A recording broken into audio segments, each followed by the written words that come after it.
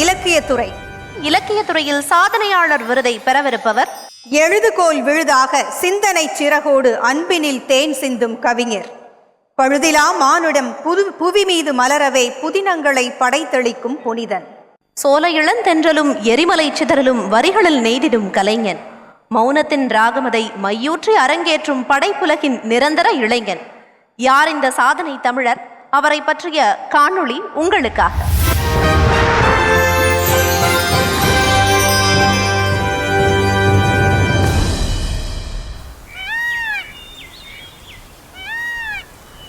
கொங்கு தோப்பில் ஓங்கி வளர்ந்த தமிழ் தெங்கு,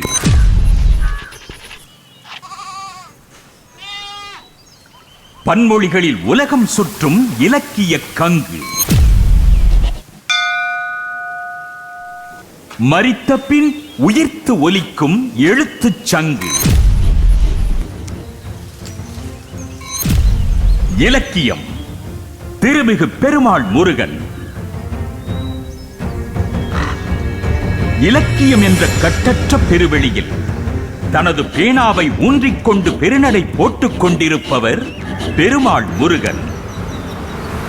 தான் பிறந்த திருச்செங்கோடு மற்றும் அதன் சுற்றத்தில் வாழ்ந்த விளிம்பு நிலை மக்களின் அகத்தையும் புறத்தையும் நகலெடுக்க தொடங்கினார் இந்த பேராசிரியர். முதல் படைப்பாக உருவெடுத்த ஏறுவெயில் என்ற புதினம் இவருக்கு ஏறுமுகமாக அமைந்தது. அதிலிருந்து பாய்ச்சல் எடுத்த இவரது பேனா புதினம் சிறுகதை, கவிதை, கட்டுரை மற்றும் மொழிபெயர்ப்பு என்று பக்கம் பக்கமாக பாத்தி கட்டி பாய்ந்து கொண்டிருக்கிறது. இவரது மாதொரு பாகன் புதினம் கல்லடி பட்ட போது இந்த பெருமாள் முருகன் செத்து விட்டதாக அதிரடியாக அறிவிக்க இலக்கிய உலகம் துக்கித்தது.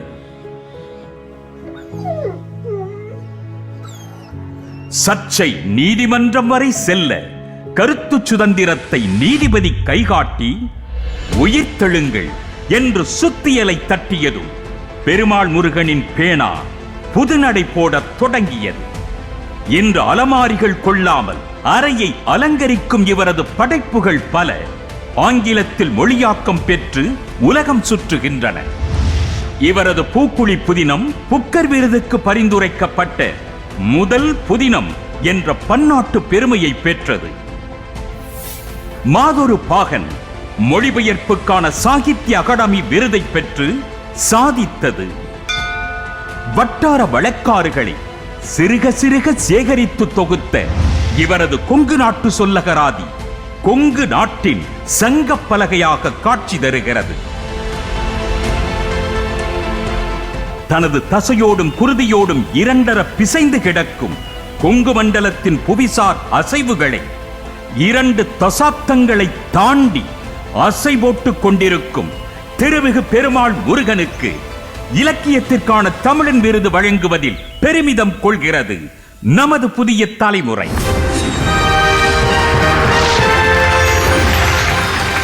துறைக்கான சாதனையாளர் விருதையும் நற்சான்றையும் வழங்குவதற்காக சென்னை நீதிமன்றத்தின் மேனாள் நீதிபதி திரு ஜெயச்சந்திரன் அவர்களை அன்போடு மேடை கழைக்கிறேன்.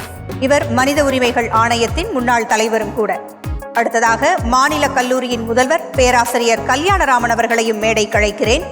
பபாசியினுடைய தலைவர் கவிதா சொக்கலிங்கம் அவர்களையும் அன்போடு மேடை கழைக்கிறேன். இலக்கியத்துறை சாதனையாளர் விருதையும் நற்சான்றையும் ஏற்க திருமிகு பெருமாள் முருகன் அவர்களை அன்போடு மேடைக்கு அழைக்கிறோம். விரிந்த சிறகுகள் தூரம் அறியாது திறந்த வானில் எல்லை நீது புதிய விசையாய் பெற்ற விருதன்றோ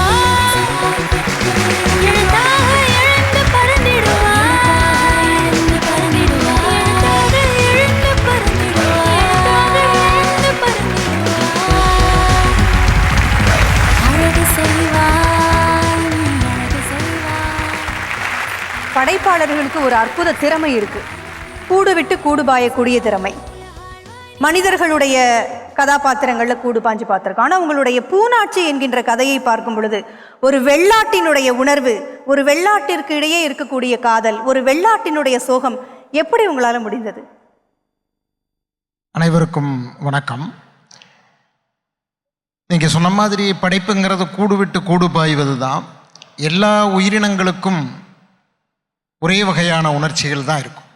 பிறப்புக்கும் எல்லா உயிர்க்கும்னு சொன்னது போல் வாழ்க்கையும் உணர்வுகளும் எல்லா உயிர்களுக்கும் ஒரே மாதிரி தான்.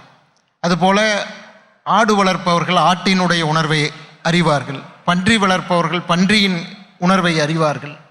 அது மனிதர்களோடு எந்த விலங்குகள் இணைந்திருக்கிறதோ அவற்றின் உணர்வுகளை அவர்கள் நன்றாக அறிவார்கள். அது மாதிரி தான் ஆடு பற்றியான விவரங்கள், அதனுடைய அது எப்படி ஒன்றையும் ஃபீல் பண்ணுங்கிறதுலாம் எனக்கு நல்லா தெரியும். ஏன்னா சின்ன வயசுலேருந்து அப்படி ஆடுகளோடு பழகியவன்கிறதுனால அதை என்னால் புரிந்து கொள்ள முடியும். ஆடுகள் பேசக்கூடிய மொழி எனக்கு புரியும், நாம் பேசக்கூடிய மொழி ஆடுகளுக்கு புரியும். மகிழ்ச்சி.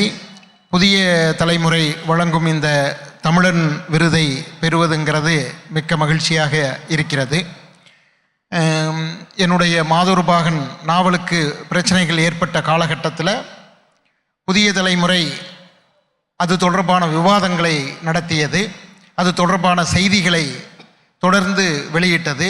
அதே போல் இப்போது புதிய தலைமுறையில் பணியாற்றி கொண்டிருக்கக்கூடிய நண்பர் சமஸ் அவர்கள் தமிழ் இந்து இதழிலே தொடர்ந்து கட்டுரைகள் எழுதினார்.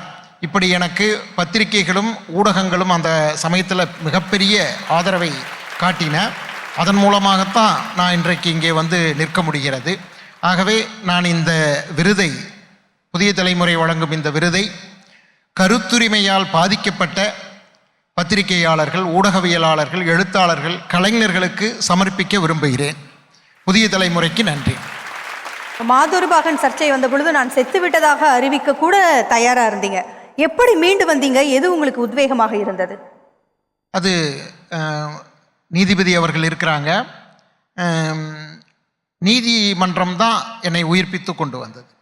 அப்போது சென்னையினுடைய உயர்நீதிமன்ற தலைமை நீதிபதியாக இருந்த சஞ்சய் கிஷன் கவல் அவர்கள் வழங்கிய, அவரும் புஷ்பா சத்யநாராயணா அந்த அமர்வு வழங்கிய தீர்ப்பு, அந்த தீர்ப்பினுடைய கடைசி வாசகம் எழுத்தாளர் திரும்ப உயிர் பெற்று வர வேண்டும் என்று சொல்லி, ரைட் என்று சொல்லி எழுது என்று கட்டளையிடுவதாக அந்த தீர்ப்பு அமைந்தது.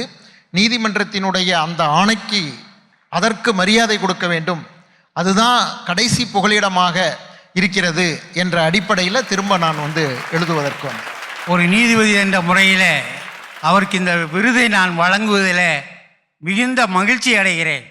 ஏனென்றால் அவர் பல்வேறு நாவல்கள், சிறுகதைகள், கவிதைகள் எல்லாம் எழுதியிருந்தார். பெரியார் அவர்கள் சொன்னதை போல எதிர்ப்புகள், வழக்குகள் எல்லாம் வந்தன. ஜாதி பற்றாளர்கள் அவர் எழுதவே கூடாது என்று புத்தகத்தை எரிக்கக்கூடிய சூழலெல்லாம் இருந்தது. பெரியவர் அவர்கள் தொடர்ந்து எழுத வேண்டும் என்று உயர்நீதிமன்றம் கருத்து வழங்கியதன் அடிப்படையில் அவர் ஏற்றுக்கொண்டு இப்பொழுது எழுதுகிறார். அவர்கள் இன்னும் இதே போல பல்வேறு வகையான விருதுகளை பற்றி வாங்க வேண்டும். இந்த சமுதாயத்தில் மிகப்பெரிய ஒரு எழுச்சியை ஏற்படுத்த வேண்டும் என்று அவர்களை வாழ்த்தி, வாய்ப்புக்கு புதிய தலைமுறை தொலைக்காட்சியினருக்கு நன்றி கூறி விடைபெறுகிறேன். நன்றி, வணக்கம். முதலாவது ஆண்டில் எழுத்துவேந்தர் ஜெயகாந்தன் அவர்களுக்கு தான் முதல் இலக்கியவாதிக்கான பரிசு இங்கு விதைக்கப்பட்டது. அப்பொழுது ஜெயகாந்தன் உடல்நிலை சரியில்லாமல் இருந்தார். அவரிடம் நான் ரொம்ப ரெக்வஸ்ட் பண்ணி நான் தான் அவரை கூட்டிகிட்டு இந்த மாலன் மூலமாக, எழுத்தாளர் மாலன் மூலமாக அந்த உணர்வை இன்னைக்கு பெருமாள் மூலம் இன்னைக்கு நான் அறிறேன். என்னுடைய வாழ்த்துக்கள். இது இலக்கியவாதிகளுக்கு ஒரு தரும் உற்சாக டானிக். தொடர்ந்து செய்கிறதுக்கு என்னுடைய வாழ்த்துக்கள். வணக்கம். தமிழிலே ஒரு தொடர் உண்டு, வசையில் புகழ் என்று சொல்வார்கள். இன்றைக்கு நீங்கள் பெருமாள் முருகனை பாராட்டினாலும் சரி, திட்டினாலும் சரி, அவர்தான் நாயகமான செய்தியாக இருப்பார். ஜனவரியில் ஆஸ்திரேலியா, பிப்ரவரியில் இங்கிலாந்து, மார்ச்சில் கனடா, செப்டம்பரில் கேரளா, ஜூனில் தமிழ்நாடு என்று he has become a global player nowadays. Tamil எழுத்தாளர்கள் வரலாற்றிலே அபூர்வமாக கிடைக்கிற சில வாய்ப்புகள் இது. இந்த விருதை பெருமாள் முருகனுக்கு வழங்கியதால் புதிய தலைமுறை பெருமை பெறுகிறது. ஒரு வகையில் சொல்வதாக இருந்தால், அந்த வரிகளை மாற்றி சொல்வதாக இருந்தால், சாகும் போதும் நான் தமிழ் எழுதி சாக வேண்டும் என்கிற இடத்திற்கு பெருமாள் முருகன் இன்றைக்கு சென்று சேர்ந்து விட்டார். அத்தனைக்கு பிறகும் திருக்குறள் சொல்வது போல பெருக்கத்து வேண்டும் பணிவு, அந்த பணிவு இன்றை வரைக்கும் அவரோடு நீடித்து நிற்கிறது.